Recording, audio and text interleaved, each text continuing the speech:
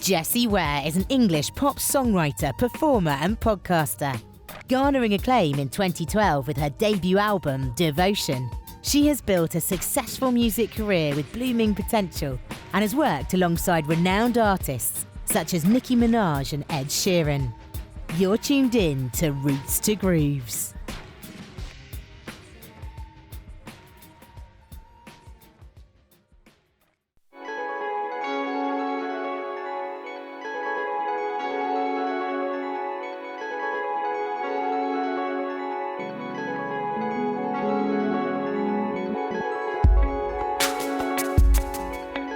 Used to be so close to me.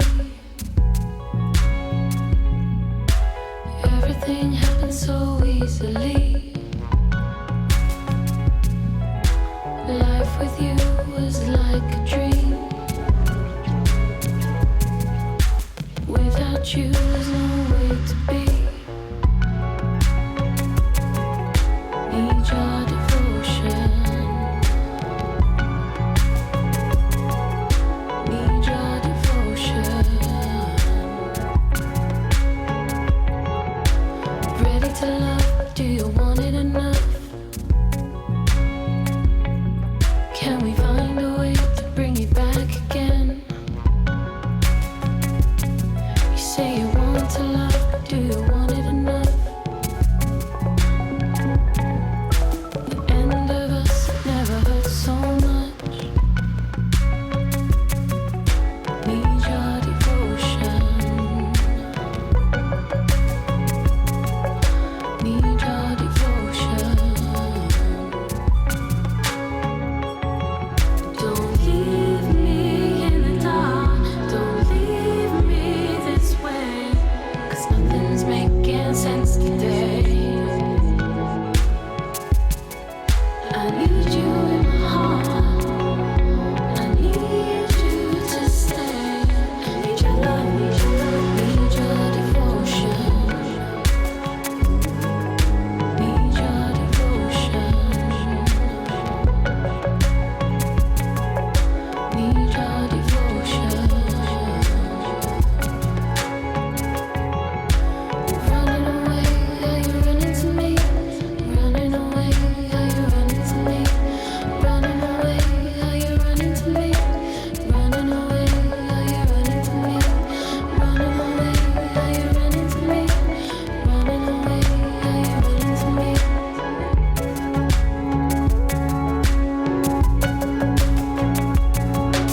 Need your devotion. Need your devotion. Need your devotion. Need your devotion. Need your devotion.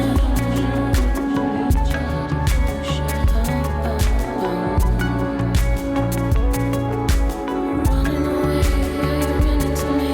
To me.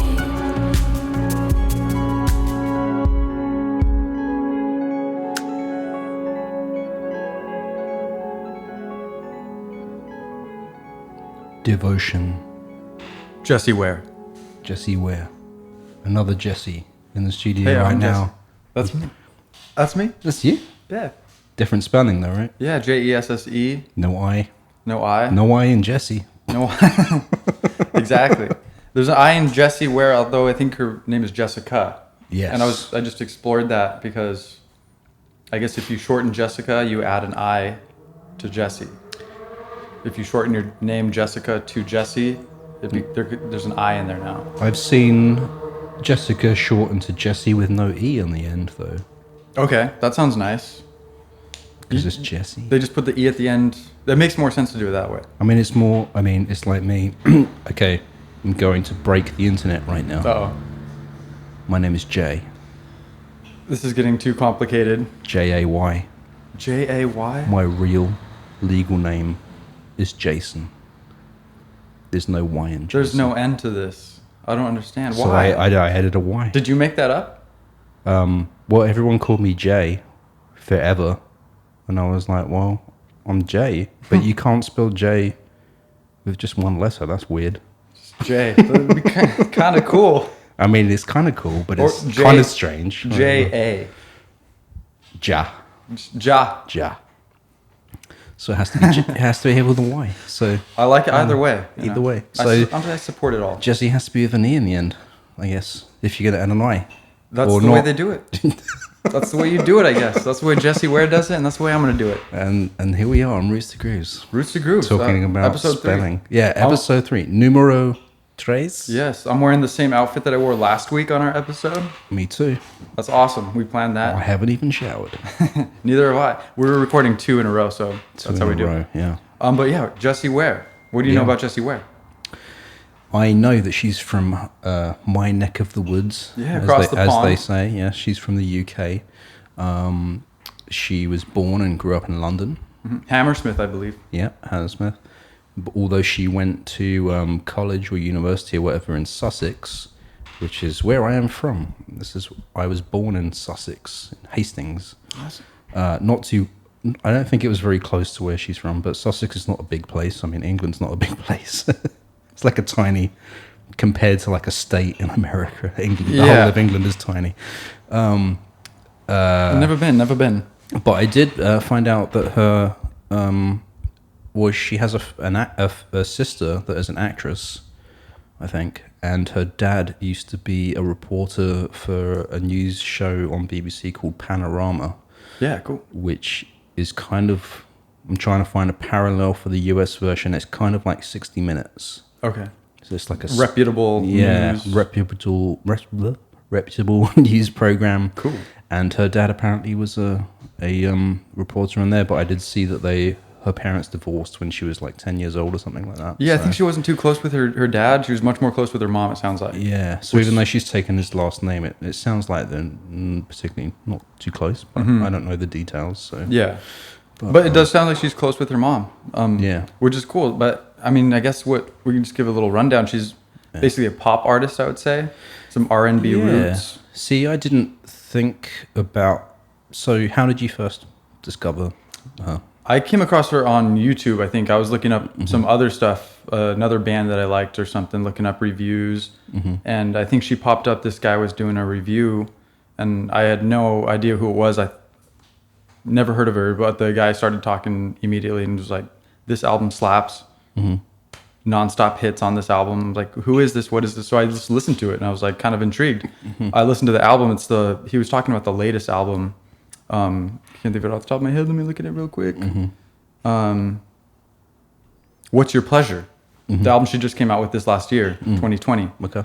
And so he was reviewing this album, and it was just really good. I listened to it, and it's like a kind of an old school disco type album. Yeah. Disco pop. Yeah. And every track is just kind of upbeat. The whole album is filled with danceable, upbeat tracks. Yeah. And it kind of never lets up. It's a really strong album, and that's kind of what turned me on to this artist, Jessie Ware. Right. Yeah, so I first came across her as a Spotify discovery. Nice. Usually some things are YouTube discoveries, but That was mine. And you were on a Spotify in the wild, came across her? Well, yeah, so two things, and I didn't connect the wires at first, but I found that song that we opened up with, Devotion. Off her first album, called Devotion? Yeah, through Spotify. And at that time, I found that song, and I think there was like another one that was out, but that she didn't have anything else on Spotify. It was just that. And when was this? Not that long ago. Okay. Maybe like Actually, it was probably quite a while ago, because I remember talking to a friend about this 5 years ago. No, 4. When did this come out? When did that album come out, Devotion? 2012. Okay, yes, so I would say about 5 years ago. Then. Okay, yeah. And because I had a friend that was like, "Oh, what type of music do you listen to?" And I was like, "Well, I just discovered Jessie Ware and like these a few other people," kind of thing. And they're like, "Yeah, I know Jessie Ware." Okay, cool. I've never heard her name, or maybe I had, but she wasn't in my psyche. Yeah, well, so the reason I was saying about didn't make the connection is because there is this track, this group out of the UK called Subtract. spelt interestingly. How do they spell it? Yeah, I saw it just with like S. Yeah, SBTRKT. Doing the old starfucker thing.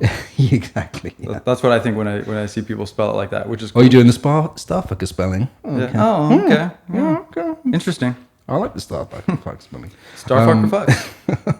And they came out with an album in 2011, self-titled album, and I discovered that like a while ago, and really deep into that album. There's another guy called Sampha who's like a soul artist out of the UK, Sure. who's really good as well. He's like heavily on that album, and there's a couple of tracks that she's on there, and I didn't realize that was her until after I'd found Devotion. Okay. Yeah. Awesome. Yeah, she worked with yeah. Sampha. Yeah. One of some of her Yeah. early stuffs when she was kind of making it onto the scene. Yeah, when she was just first coming out and putting stuff out. Yeah.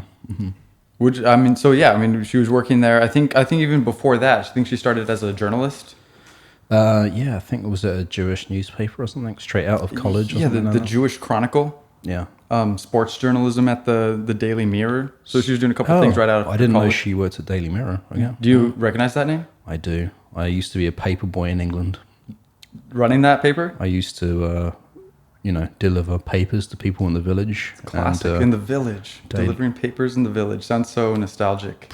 I used to deliver the Daily Telegraph, the Times of London, the Sun newspaper, and the Daily Mail, and the Daily Mirror. The Daily Mirror is not a very good newspaper. Not many people like to read that. It's kind of like it's not like the National Enquirer, but it's not too far. It's not too far away though. Okay.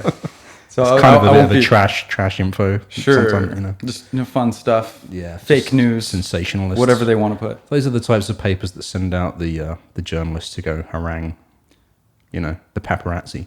Yeah. And that sort of stuff. Got you. Harangue is a good vocabulary word. I've never heard that one. Is it the same as harass? Is it a synonym? Yeah, I think it's the same as harass, but harangue is, just harangue. I think, Harangue. I'm going to use that. I like it. I've been in America so long now, when I say words, I don't know if they're real anymore because people are like, is that a word? Hey, all words were made up. Yeah, I don't even know. I'm going to Google it though, just to make sure that it's in my vocabulary for a reason. Yeah, that sounds good. She was born 1984, October 15th, Hammersmith, London. Yeah. Educated at Allen's School, dependent Dulwich in South London. Yeah. I don't know what some of these words mean, but like you said, in Sussex. Dulwich says that. Yeah, Dulwich. Dulwich? Even though it's spelled Dulwich. Okay. Yeah, see, I'm Dulwich. learning so much. Yeah. Getting cultured here from my friend across the pond. She was doing some journalism stuff. She was, just kind of doing her thing. I guess she's friends with the person who wrote 50 Shades of Grey. Yeah, so they worked at a production company, TV production company for a little bit, and apparently the author of 50 Shades was one of her colleagues. Mm-hmm. E.L. Grey, is that her name? Yeah. Grey, something like that. Yeah. Erica Leonard, and I think then she goes by E.L. James. Yeah, okay, I get it. Like they all have their writer names, I don't know much about 50 Shades of Grey, other than I know the content of the thing, obviously. People say it's salacious, but I don't know about that. It seems like softcore. That's all I know about it. I saw the movie, I'll tell you that, and They filmed it around here. Is that right? I know a friend that got pissed off because they were filming outside of her shop, and they closed down the whole street, and they said they were only going to close it for a couple of hours, but they ended up closing it for the whole day and like having a car chase scene or something. I don't know. Was there a car chase scene in that movie? I don't recall. I only watched once, probably half of it. But it happened around the corner here from the Signl studio. That's kind of cool. Yeah, so there you go. Right out in these streets. Right around these streets, 50 Shades of Grey. That's cool. Well, I guess she was friends with the author of that. Yeah. I guess she knows a couple of cool people. She's worked with Ed Sheeran. Yeah. I don't know, some big names like that, and just kind of casually knows these people. Adele. Yeah, or was it like she lived with a roommate of Adele or a friend of Adele's or something like that? Yeah. I don't know exactly, but I think you're right. And and I think she's written a track for Nicki Minaj. Yeah, so she's helped Ed Sheeran write. I think Ed Sheeran's co-wrote with her on a couple different things, and they've collaborated back and forth a little bit. Yeah, I saw an interview with Jessie where it was a Pitchfork interview, and during the course of the interview, she literally told the interviewer to fucking apologize to him. Really? To Ed Sheeran.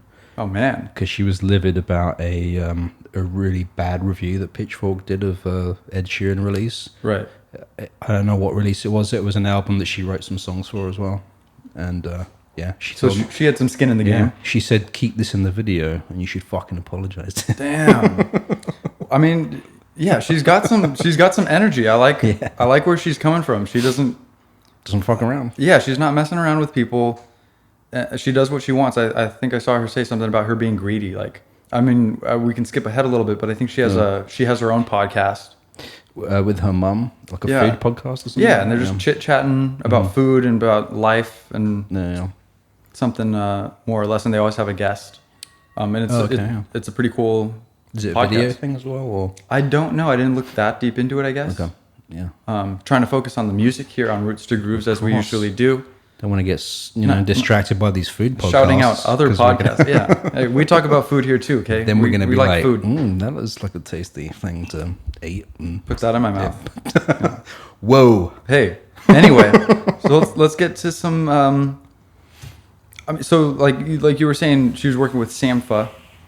I keep wanting to say like Sampha or something like that. Sampha, Sampha, I think is how you say that. Yeah, so she was working. I mean, she was working with this artist called Jack Peñate, I guess. Yeah. And I guess she was doing like background vocals or something. And yeah. She said like she always sung as a kid, and she didn't think she'd do it as a career, and then she met this guy Jack, who needed backing vocals for some band or some project he was doing. I don't really know too much about that, but she joined that. Excuse me. And they actually went on tour in America, I think. That's cool. What happened. Yeah. And I think that's where she learned a lot of her skills. She was, being up on stage, getting that experience in learning how to do what she's been doing for the past decade, I guess. Kind of her first steps, which is pretty cool. And that's where she met Sampha and Subtract. Right. Yeah. And so I think she started doing a couple collaborations with them, right? Yeah. And it turned out cool. I think they made it. Sampha was a track called Valentine they made together. And then I think Subtract, she made a song called Nervous. I think she did a collaboration with a guy named DJ Joker as well. I'm not sure which track she did with him though. But she started working with these people and collabing. And I think it looked good. And then somehow, some way that got her attention at PMR, which is she got a record label with them. And that was kind of the first major step before she put out her own album. As far as I know, that was 2009, I think. 2009. Okay. I don't know. 2009 to 2011, she started working on this project and collabing, and she was working with Jack Peñate. Yeah. Jack Piñata, close. Piñate. Piñata. That's a fun name. It's got the little N with the. Yeah, I saw it written down, and it had the accent on the. I hope I'm saying it right. Is that an artist? I don't know. Or he was the artist she was singing backup for, I think. Oh, yeah. Well, as far as I know, maybe I guess we'll see. I mean, if you guys know more, please write in and let us know. Give us some comments or something. We're just learning about this on the fly here. Yeah, we accept letters. That'd be awesome if people could write in and teach me a thing or two. Yeah. About what we're talking about. Snail mail. Yeah, old fashioned. Address is USPS. Yeah, USPS. Sorry. So she got this deal at PMR Records. She was also featured on Florence the Machine's album. Oh, she was. Because I think she's also friends with Florence. I can't think of her last name, but her name's Florence from Florence and the Machine. And that was in that was in like 2011, and I think in 2011 she released Devotion, her first full length LP. So she was like making these connections with these certain types of artists and appearing and doing some collaborations. And with Subtract as well. That's where I first heard her.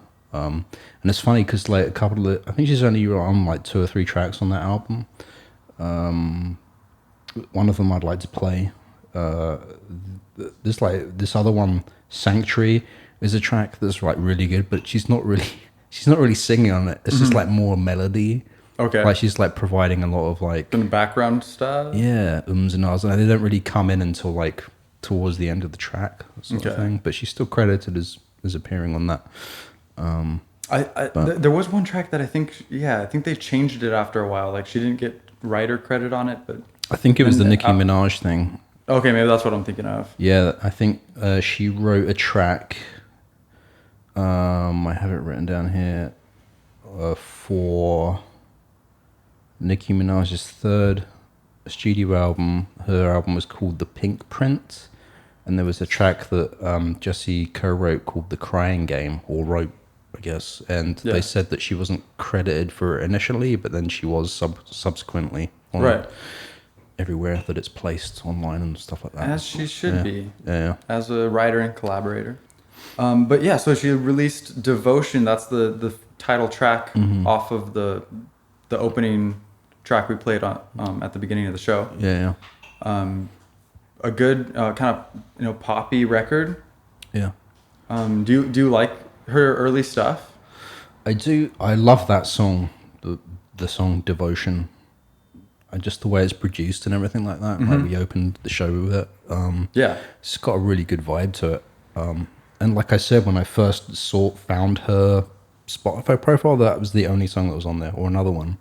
So I didn't even know that she had other albums released, and I see that she had one in 2017 since then. So I guess they weren't putting her stuff on streaming platforms or something like that. But Yeah. Yeah, I don't know. That was kind of when she was coming onto the scene. yeah. So like, I sort of skimmed through a few tracks today, and I just sort of, I'm still always gravitated to that one track. Like, I feel that way a lot about music though. It's like when I listen through things, it's like, because I listen to a lot of music, but there are like, when you get an album, there are like a few songs that just like, that's the one. Yeah. And the other ones are just like, don't grab me as soon kind of thing. Yeah, But there's something I especially- need to go back to sort of thing. But I definitely noticed she's kind of a little bit,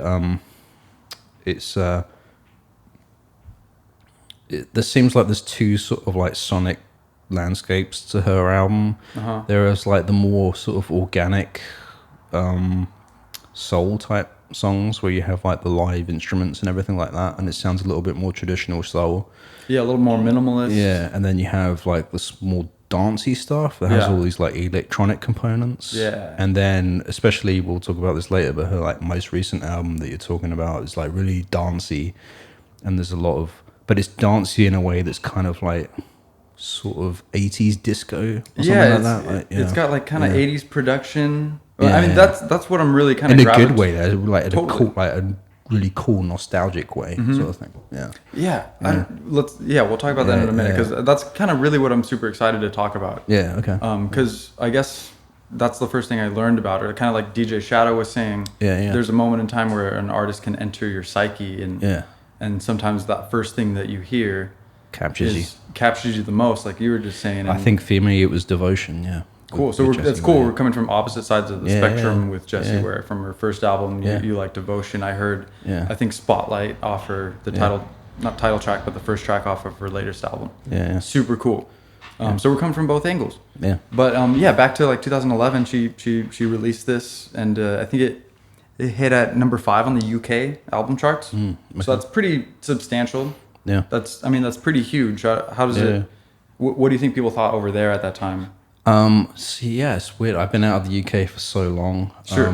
That when I discovered Jessie Ware's music, I thought she was an underground soul person. Yeah. And then I did a little bit of searching around for this show, and I saw that she's been on some kind of like mainstream UK TV shows. Yeah. That are kind of the shows that pop stars are on in the UK. And Totally. all that. And I'm like, I'm sort of seeing the media thing over there as like, oh, she's kind of mainstream. I don't know. I haven't really been over that much. I don't know if she had I think It's like like underground mainstream. I feel like in the UK those like singles get people's mainstream interest more than album Right. charts. So I don't know where she charted on the singles chart, but Yeah, I don't remember that either. yeah. But for albums, I mean, man, but that's pretty good though. I mean, number 5 in the UK. But and it's if pretty that was good. my album, Yeah. I'd be stoked. Yeah, exactly. Yeah. So I would say it's a success coming onto Absolutely, the yeah. scene after these first few singles. No, she developed a network. She knows some cool people in the industry. Yeah. Adele, Ed Sheeran, Nicki Minaj. She's working with some awesome people. Yeah. So I don't know. I guess just straight after that, she went to the next album. I don't know. Was there any stories in between? From Devotion to, what's the name of her next album after that? Tough Love. Tough Love, yeah. I think she released in 2014. Well, do you want to hear, because I kind of want to play the soul track. Yeah, no, let's hear that. Let's hear where she started. I want to hear this, and then That'd be awesome. I want to play some of the dancey tracks later on. But Mm-hmm. because this is like, so Devotion really hit me as a Totally. track, and then her appearance on this album, which I think we're gonna explore that in this show, like Mm-hmm. whether this even fits in her realm of what she's doing now, Totally. like musically or not, or whether it's completely different. I don't know if you've heard this before, so we'll spin it. I didn't listen to this track, so I'm excited to hear it. Yeah, I'd like to get your thoughts and see what we think about that. Yeah, let's see what we think. Cool. This is called Right Thing to Do by Subtract featuring Jessie Ware. Red lines, trying to find the right time. Walking alone, I'm in the red light. Trying to find the right time.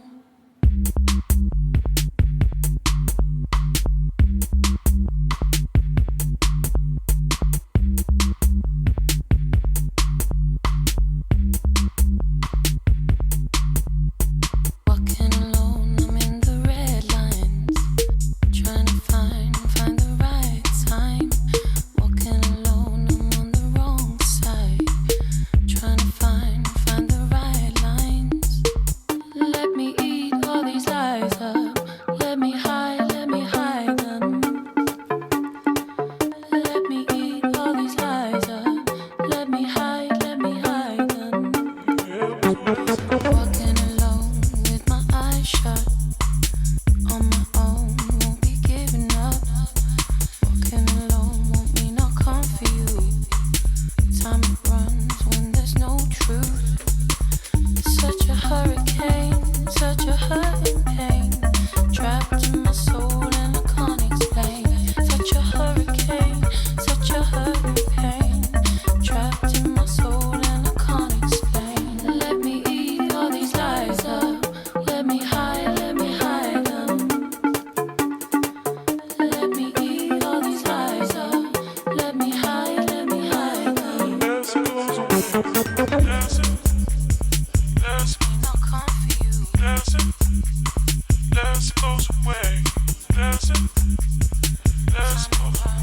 There's no truth.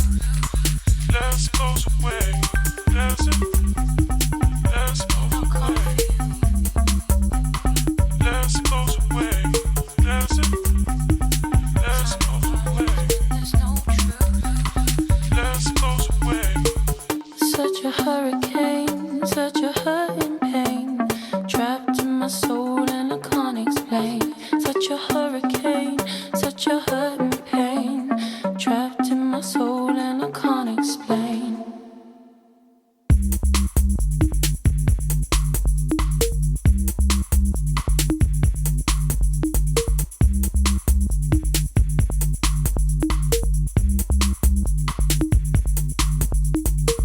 Let me eat all these lies up.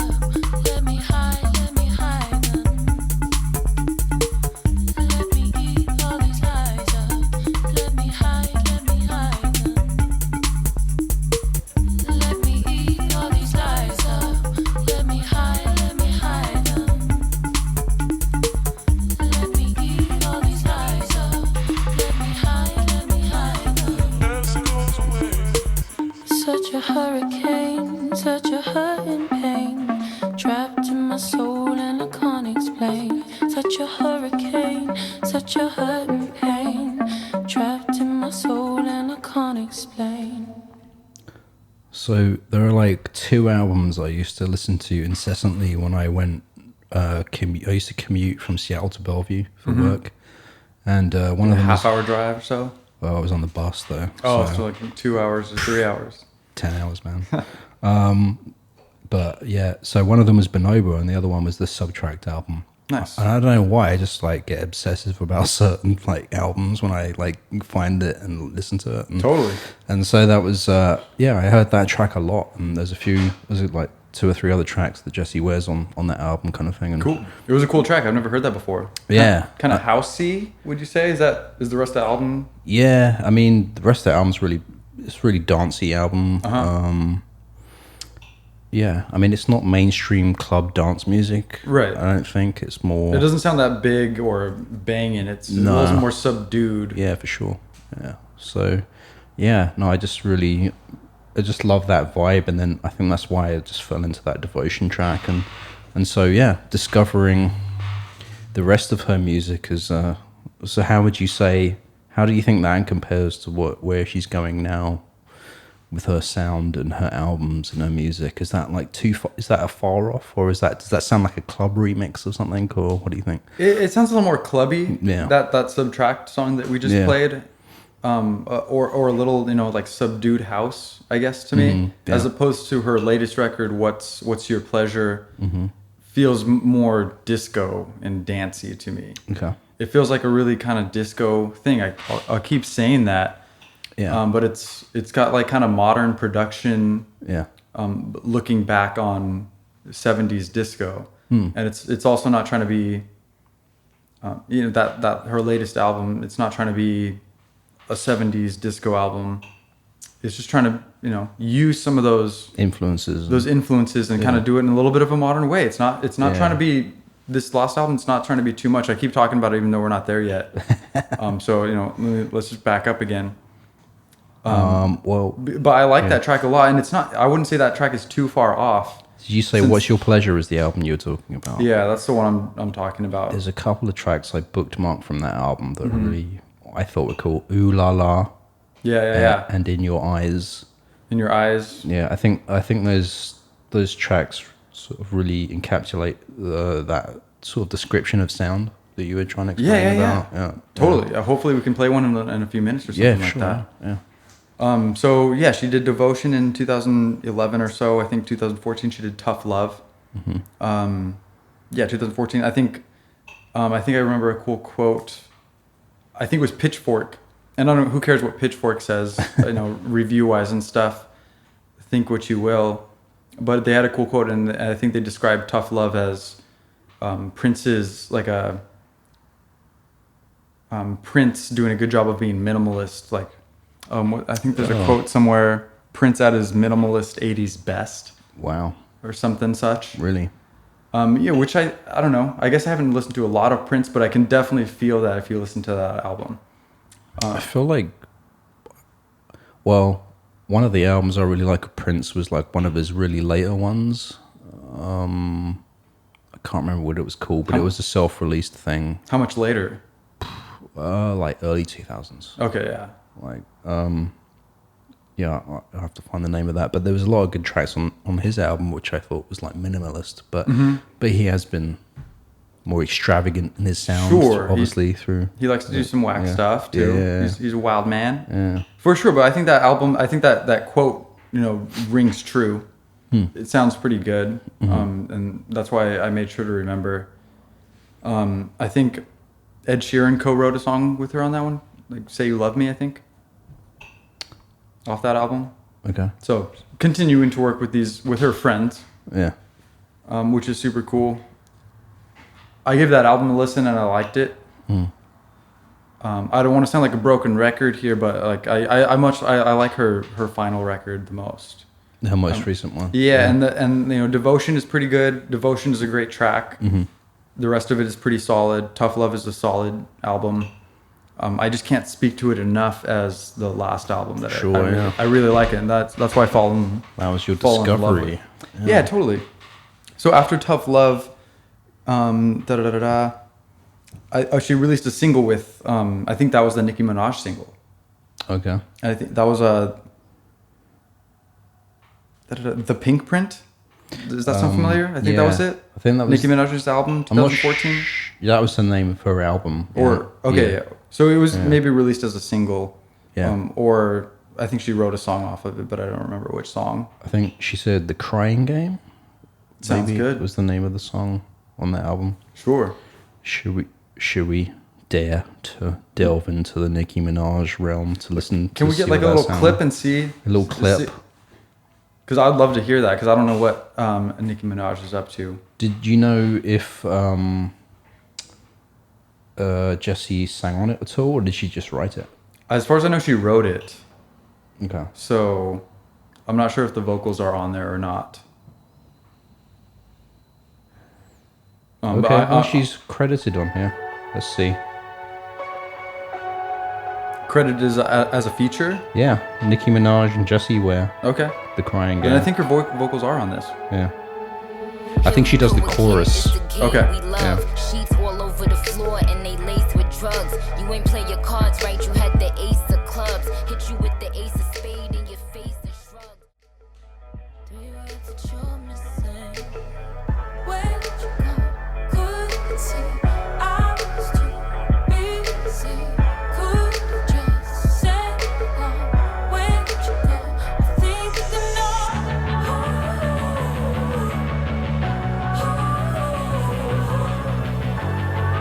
We're back to playing. We're back to playing.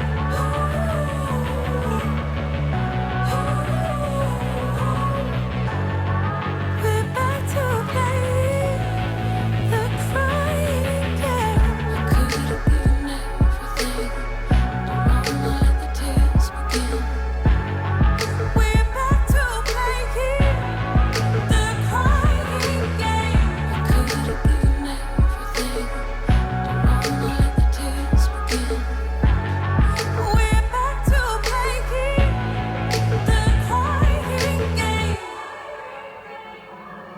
Welcome to the crying game where you I mean, I like it.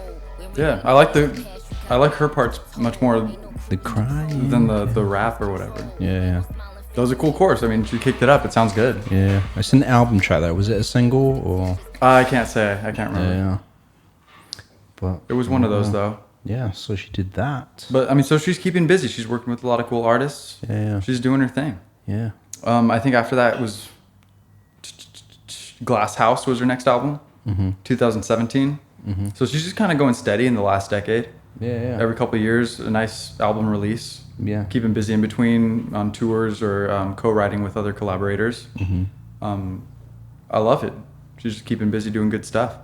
I think so Glass House was 2017, featuring a few contributions from Francis and the Lights, another one from Ed Sheeran, Cashmere Cat, never heard of it, Julia Michaels, that is. Yeah, I don't know. I recognize the name Ed Sheeran. It's Yeah. the one. We have to shout out Chris Balashotes right now, who designs the Signl logo, Nice. because he also designed some title graphics for an Ed Sheeran music video. Oh, hell yeah. I don't know which one. That's but great. We could a pull that recent up next one. time. It was one. I think it was one that he wrote about his girlfriend or something like that. Or, Nice. Or breakup or something like that. That sounds pretty Ed Sheeran. Yeah. He's always writing about that. I don't know. I haven't really listened to much Ed Sheeran, but I will say that I have seen clips of him doing his live looper performance type of thing. And I got respect for that because he's talented. Like, he can do that. He can hold that I down. fully respect that guy. Yeah. I went to a concert once, and it was a Snow Patrol concert. I was in college. Snow Patrol. Yeah. Whoa. They're an old, like, Welsh band or something. Yeah, they're from over there too, right? Yeah, from Wales. Yeah. So, and I fell in love with them. Their album Final Straw, and they were one of my kind of early influences. So I was like in college, and I was like, they're playing in Seattle. It's like an hour away. Let's go. Yeah. With my buddy, and he's like, "Hey, Ed Sheeran's opening up. That's cool." And I was like, "Who's that?"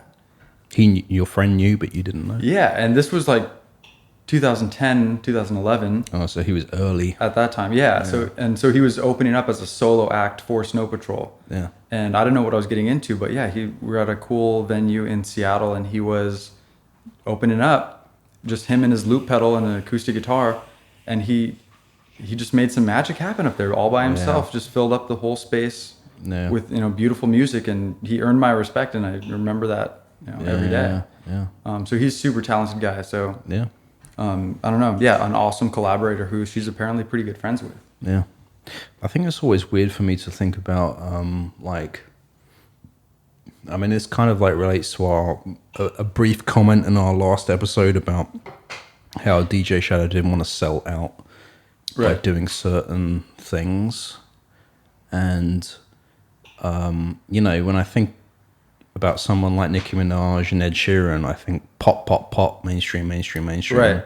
And like historically for me, I've always sort of run away from that because I don't know. It's like, because there's sometimes part of the music I feel like is not created from the heart, is created commercially. Totally. I'm not saying that's the way for these particular artists, but I'm saying like traditionally, for mainstream artists that are big pop stars, like the Britney Spears of the world kind of thing, and you hear it all the time with like all of these like songs where they have like 50 writers on one track because they're trying to, commercialize it and get it to be as catchy and as just poppy pass as it it around, can be, Suck anything out of this producer, and then what can you do for me for Yeah. this track? What can you do for this track? And I don't think they got something they like. I don't think that's probably how the way Ed Sheeran writes. He seems like someone is a little bit different than He's that. a competent writer. Yeah, but it's like, but for anyone that sort of, for me, that appears in that pop mainstream, I'm just a little bit dubious. Totally. Not as trustworthy as, That's a good word to use. Yeah, Yeah. dubious. Like, Yeah. where's the energy coming from? Where 'Cause is this coming from? It could be a beautiful, heartfelt album. Or it could be written by 50 people. Exactly. Yeah, and Yeah. it's interesting. You got to do a little bit of your own research and discovery. Go figure. Yeah. In this day and age. I mean, and at the end of the day, though, you like what you like, right? You can't. And at that, it doesn't matter where it came from if you like it. Yeah, if you like it and you feel that you feel something from it, Yeah, then that's valid. But totally. just as a musician and knowing the industry, I'm just dubious. I'm just a little bit jaded. Yeah, because you've seen some of that where it comes from. It's Exactly, like it's not as fun of a story. Like I remember having this argument with this guy I must have been like 14 years old or something, and it was in the Rock Garden in the UK. It's just like this famous rock club in the UK where it's like the place where like U2 had their first gig in London and stuff like that. Right. It was this underground club. Now it's like the basement of the Apple Store in London. Okay. But at the time it wasn't. It was still a rock club, and I was like on the stairs, and I was like talking with a guy because they were doing a battle of the bands type contest sort of thing, and I was like a camera person down there. I was shooting some stuff. I'm going really digressing heavy right now. I'm sorry. I love it. But anyway, I'm just trying to set the background situations. Yeah, get some context in here. Yeah, so I was like filming this Battle of the Bands show, and like the winner of the show was going to get like a record deal with a big label kind of thing. And I was in the stairway, and I just bumped into one of like the judges or something, or like producers. And he had like this management company and stuff like that, and he was talking about how this is like, this is what the teenagers want. This is why we're fabricating these types of artists. This is why we're doing this, because that's what the kids want, sort of thing. And he was like really heavy on it, and I was a teenager myself. And Yeah, I was like, that's not what I want. And I was just like, well, I think like they only want it because you're giving it to them. Like if you changed what you're giving to them, Like that's all they know. exactly, yeah. And for some of these people, Yeah, it's not about what they want. It's about like, if you changed what you were delivering, then they might be into that instead. And the only reason I said that is because he was just seeming very contrived and manipulative over the types of music and the artists and imagery and everything that they were putting out, sort of thing, which is like that whole pop thing. and that generally philosophy doesn't breed creativity. It's just kind of fake, and we've seen it time and time again with like artists, saying, I mean, this is my image, but it's not who I am. Right. And that's the whole thing about, I don't know, for me, for music sort of thing, I think like music comes from the soul, and I would rather be authentic and honest versus like an image and a brand and a publicity thing. Yeah. You know, It's total digression, but No, I love it. But Jessie did say that in an interview about, I think, one of her albums. I think it was Glass House she was talking about, and she said it was her most honest, vulnerable album. Mm-hmm. You know, where in the lyrics and the sentiment she's providing, she's like saying that things aren't perfect. Yeah, so she was doing a kind of a confessional style vocal or lyrics. Yeah. It is interesting because I think she was super close with her mom, and I think that was the album that she mentioned something about her dad that she probably didn't want her dad to hear. I can't remember what the quote was, something to the effect that I found my father, but he's not really the man I thought he was, or something like that. I'm massively paraphrasing. Yeah. But her dad did find out and like was not thrilled or something. But it was interesting because I think after this Glass House album in 2017, she played Coachella, and I think it was kind of a weird show for her. It kind of didn't go super well. Why was that? Did she have a band with her or something? Cool. I think her show went well, but it was more like there was another stage where Cardi B was also being featured at the same exact time, and so like the energy was weird, and she like I don't know, the audience wasn't into it. Maybe she wasn't into it, which is why nobody was into it. Jessie wasn't into it. I'm not sure exactly. Yeah. But it was kind of weird, and after the show, nobody had a good time, and her mom I think made a comment that said, like, maybe you should quit, basically. Maybe this is Ouch. it. Yeah. And, you know. On what album was that? The third album? Yeah, I think that's the third album, Glass House. Yeah. In 2017 or so. So one performance at Coachella can knock you down that hard. Yeah, and I feel that way. I think that some of that sentiment was coming from before even the last couple albums. Like it was kind of becoming a little bit of a slog for her. Like that was where she was making money. That was her job, and it was getting to be a little bit less fun. You know, just thinking about like, what am I doing? How am I doing it? And like, who am I being compared to? And is this what I should be doing? And it was like becoming a little bit, you know, claustrophobic, and just kind of not working out for her. Yeah. That's around the same time I think that she built her podcast, where she talks with her mom, who's the co-host, along with her, and they just kind of chit chat and have a guest and talk about normal stuff and, you know, have a good conversation. So, you know, kind of a sad story. Her mom was like, maybe you should quit music, but this podcast kind of helped reinvigorate her and give her a new kind of way to be. Yeah. From what I'm reading, you know, I'm just kind of putting this together, and it seems like she was able to focus more on the podcast and put her energy towards that. And then, you know, she continued to make music, which obviously we found What's Your Pleasure, that album that came out in the subsequent couple of years after 2019. Well, she seems like someone that very, like, even though she's sort of like on the verge of like the pop mainstream, she might be in the UK, I don't know. She might be super famous in the UK. I have to text my brother. I feel like she is more than over here, at least. Yeah. But I don't know. Yeah. But like, you know, she seems and everything, and every interview I've seen, she seems very honest and blunt and forthright. Yeah, pretty open. Yeah. Down to earth. And I lost my train of thought. I was going to say something about that. No, I mean, good stuff. But yeah, I mean, yeah, that's good. Yeah, so I think she was going through a little bit of like musical turmoil, basically, like in her life, some personal stuff, like, what am I doing? Is this worth it? Should I keep doing music? My mom said maybe not music, and well, I think I was going to say is like, because some interviewer asked her about her because she became a mother. So I think she like married her like a high school sweetheart or something like that. Like someone she'd known for her whole life, and they had a kid together, kind of thing. And totally. And the interviewer asked her or something around like that she feels more focused now that she has a child of her own, sort of thing.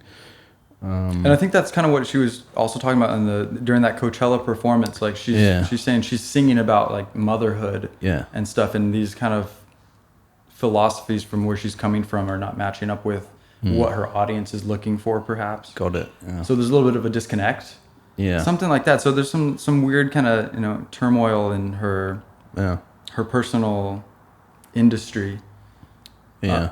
And she was like, kind of, what should I do? But she made What's Your Pleasure when that allowed her to kind of concentrate, like, oh, I can make money and concentrate on my podcast, but I can also do music, and the music's just kind of fun now. I'm not depending on the music completely, and it gives her a little bit more freedom and creativity.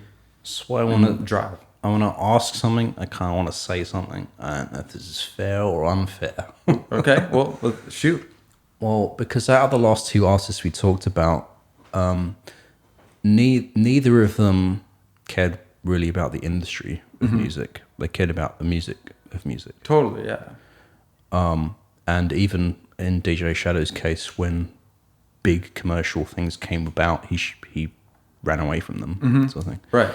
Like, and all of the things I was looking at for Jessie Ware, it was hard for me to find real information that wasn't put out there by her label or her PR company or a management company, sort of thing. You know, all of the things I saw seemed, I don't want to say stage managed, but it seems a little bit like part of the industry sort of thing. Totally. Which is not to say that's what her music is like. I don't think that's what her music is like. But I think maybe like part of her struggle with this might be the industry itself. Yeah. I don't want to get any hot takes or like, you know, throw anyone on the bus right now, but like I don't know what label she's on or what management she's with, kind of thing. But you know the way it maybe works. I know the way it works, and maybe they're not like reacting well to her artistry, or not.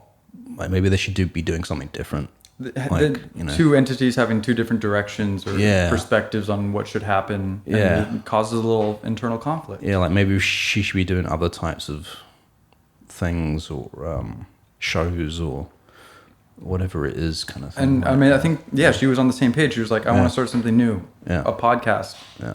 Most artists, yeah, no, I don't know, just don't do that, I guess. But it's a cool thing, and it has nothing to do with music, essentially. No, exactly. Yeah. So anyway, she's going through this stuff, I think, and then eventually she comes out with What's Your Pleasure? And like, this is my favorite album of hers. That's the most recent. Yeah, her most recent in 2019. And yeah, it's by far my most favorite. It's like the first song, Spotlight, I think it's called. Okay. It's beautiful. It's gorgeous. It's just driving. It just lulls you in. Most of the album, it's kind of disco, but a lot of the drums are kind of pushed back in the mix, it feels like. Yeah. So it's not like super, like right up front, like big poppy. distant, They're there, and it's like it's a nice poppy, disco beat. You got some 4 on the floor stuff, but it's not super out front, and it allows a lot of room for the stuff panned on the left and right to really shine. A lot of the cool production and synths and stuff like that. Can I play my track? I would love to play a track off this album, please. I want to play Ooh La La. Okay. Ooh La La. Ooh la la.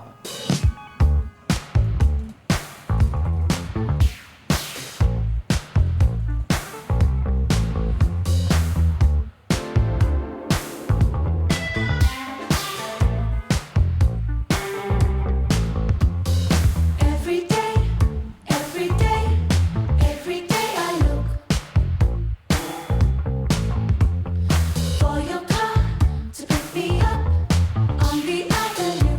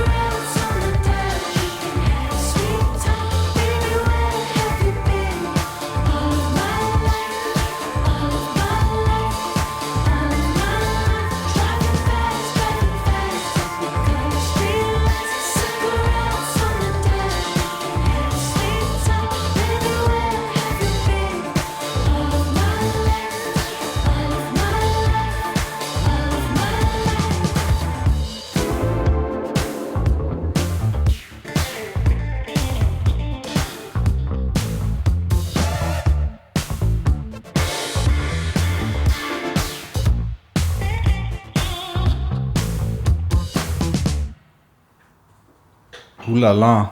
Does that jam or what? Yeah, man. I mean, unfortunately, I was in the restroom for half of that. No, but you already heard that before, you know. But I heard it, and it's like, yeah, it's like, I mean, that is like really reminiscent of like 70s disco, but it doesn't seem like it was from that era. It still seems modern. Yeah, the production is really good on this whole album. Yeah. I don't know exactly what they did, but just listen to all these sounds. Like there's little car horns. You know, there's like guitars just doing kind of like a little wail, then it cuts out. Yeah. A bunch of little snippets and samples. Yeah. To build this gorgeous 70s disco palette. Yeah. So I mean, this album is like hit after hit. You could have played any one of those songs and it would have been a bopper jamming. That was the one that like really popped out to me. Mm-hmm. Well, first off, and there was another one, In Your Eyes. That sick really bass popped line. out. Yeah. I mean, I'm really thrilled with all the tracks on the album. Yeah. Yeah. So I mean, it's focusing on electronic music a little bit. It's dancey. Yeah, I mean, even though her earlier album, she has kind of a melancholy kind of vibe to her vocals, especially like kind of sad stuff, like really emotional and dramatic. And this album, she moved a little bit more towards, upbeatness and poppiness and a little more fun, seductive. Like a lot of the lines on the album are kind of like a little tease, like some naughty kind of stuff. Yeah. Innuendo kind of stuff, but while not sounding super dirty. Do you know Sade? No. Should I? Sade. Sade. Oh no. What? Say it? It's spelled Sade. Oh, I mean, I think so, but Sade. I thought it was always Sade. Well, it's like, I'm not trying to make a comparison to Sade because I feel like Sade is a very unique artist that no one has ever come close to really being. Like, she's her own person. Totally. And that's probably someone else we should talk about as well. It's a great idea. But her track, like Jessie Ware's tracks, especially on this latest album, it reminds me of that era of when Sade was like popular kind of thing in the sort of like 80s, 90s, like Totally got that same kind of energy, that vibe. yeah, like I'm not that old, but like, when I was a kid, Sade's albums were around my house. That's what my parents playing to me, sort of thing. And in a way, this sort of like takes me back to that era. It doesn't really take me back to the 70s disco era. It takes me more back to like a Sade, like 80s soul era, sort of thing. Yeah, like, totally. It's you put this really great vibe to be in. So great, but I think. Totally. I think it's kind of nostalgic. It's calling back to these things where these ideas were invented in the 60s, 70s, and 80s, and just kind of giving a little bit of a nice modern sheen production. Yeah. Elevates the whole thing. I mean, the whole thing's nice and well-rounded. I love it, man. Mm-hmm. The whole thing's great. I think everybody should listen to this one. If you're going to listen to any of these albums, start with the first track on her latest album. I would say so, yeah, because like I sort of skimmed through some of her other albums, and there was some disco-y tracks as well on the other albums, which it surprises me, because like I said, the first way I discovered her was through Subtract and then through Devotion, right? And all of those tracks to me seem like in a different realm than this stuff. Totally. So I'm just sort of bending my ear to be like, okay, this is what's going on over here. Yeah, I'm inviting you in, like, hey, I'm friends with these guys. Yeah. Let's see what's up. Or let me play this other track, In Your Eyes. Okay. Because I think I pulled it up for some reason earlier on, and let's just spin a little bit more Jessie Ware on here. I'm down. I'm so down. All right. In Your Eyes.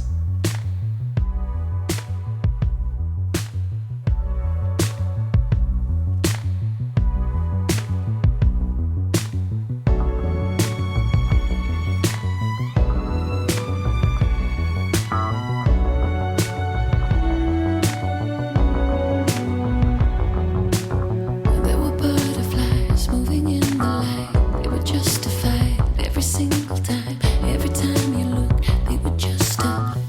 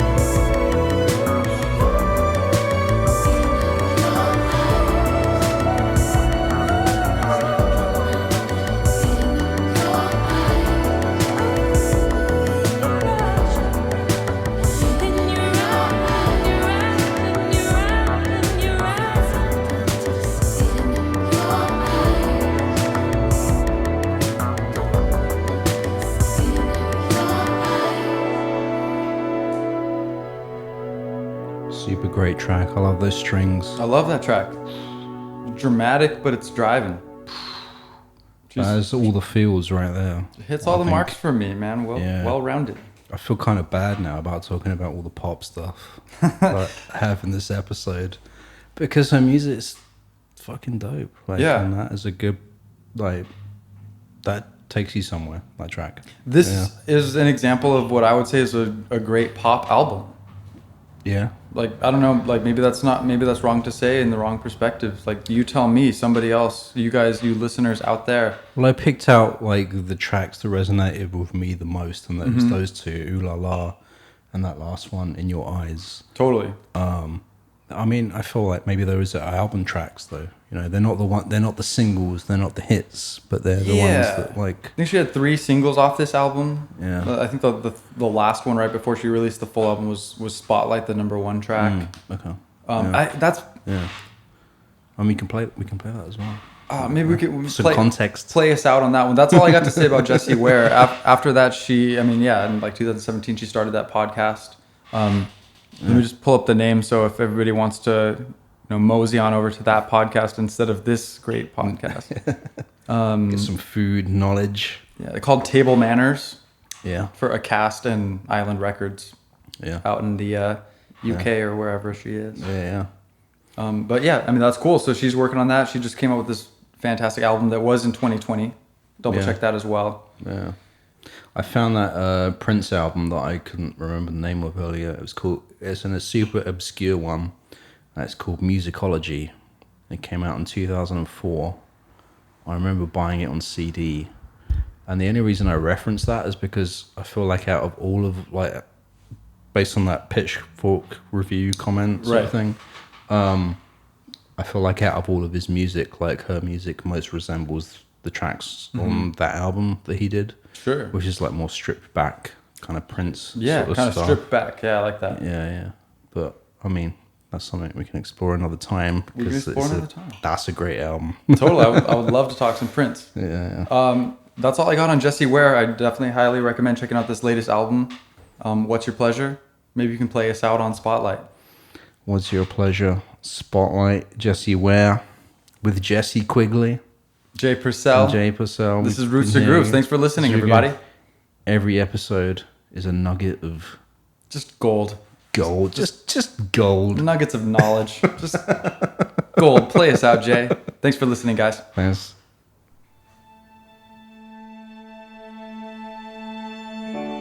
Ain't enough to say that I think of you. Words can never do the things that I need them to. Tell me when I get more than a dream of you. 'Cause a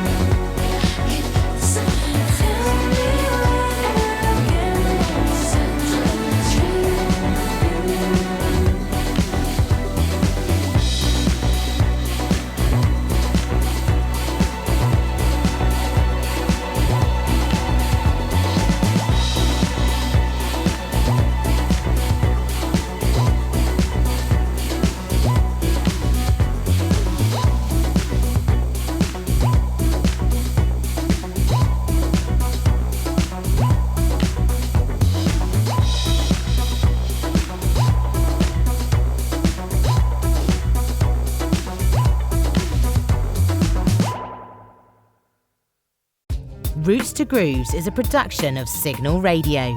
For more music and independent culture, visit signalradio.com.